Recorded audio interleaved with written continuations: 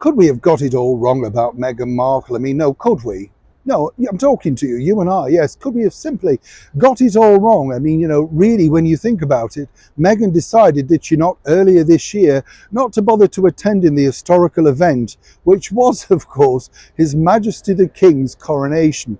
May the 6th, who remembers that day now? Seems so long ago, doesn't it, when you think about the rain and, well, if you saw it, of course, it started off quite a miserable day, finished, of course, on a wonderful high, and as I say, an historical event, sadly, which Meghan decided her children were not going to be part of. This was a big talking debate. This was because, according to the spokespeople at the time, Meghan wanted to stay at home because it was her eldest son's birthday. A strange thing to do, I'm sure you'll all agree. And then, of course, we got the rumours and stories that Meghan herself was absolutely fizzing with His Majesty the King after he decided to boot Harry and her out of the cottage that they'd allegedly renovated themselves with all of the money. You get the picture. You can see how this is really unfolding now, can't you?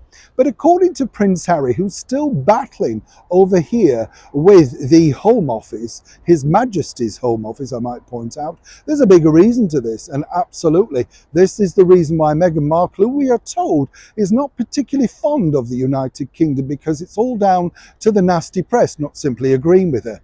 You know what I'm saying? Well, there's a bigger reason, and it's all about to come out from Prince Harry. As ever, let me explain.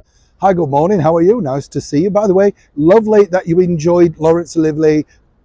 Hi, good morning. Nice to see you. Nice to have your company. Thank you, by the way, for your lovely comments about the late and beautiful actress Shirley Ann Field and Anthony Newley. Super talented guy. Shirley Ann Field, as I say, was of an era, and it's so strange when you meet these ladies because, it is difficult, I think.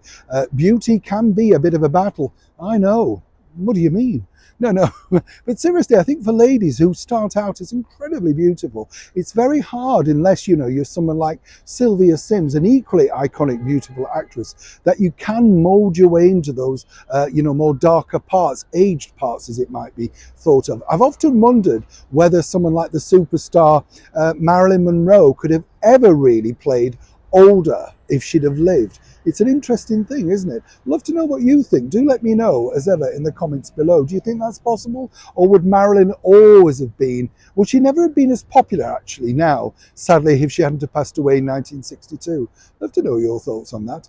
Back as ever, though, to your breaking royal story of the day. It's quite simple, you see. Meghan Markle, as we know, is no fan of the United Kingdom. Apparently, we didn't welcome her. We're racist, people were terrible. She couldn't have security. She felt suicidal. She was everywhere and nowhere. All of those lovely quotes, of course, that she decided to impart to, some might suggest, the very strange Oprah Winfrey, who seemingly also has a bit of an ungrip on reality regarding telling the truth. Slimming, you get the picture.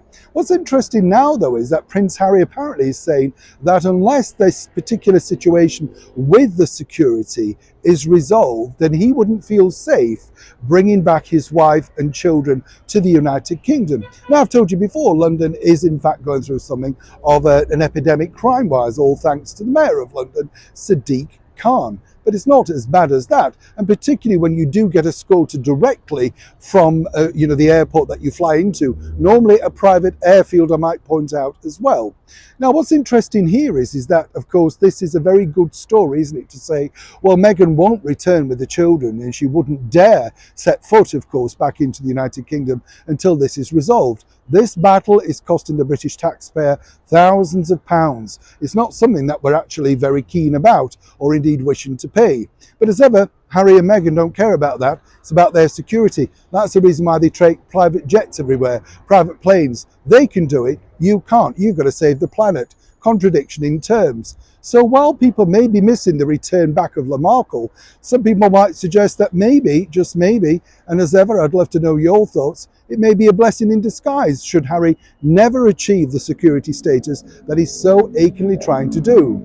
And by the way, he knows for 100% fact that offering to pay the British Metropolitan Police would never ever suffice. They couldn't accept it because that would open the floodgates for many other micro-celebrities to do the same. So it will fall down to the British taxpayer. And Meghan, once again, seemingly has played hardball, making sure she never has to return to a country that she says is very unwelcoming to her. It's a developing story, and I'd love to know what you think in the comments below. Neil Sean in the very heart of London.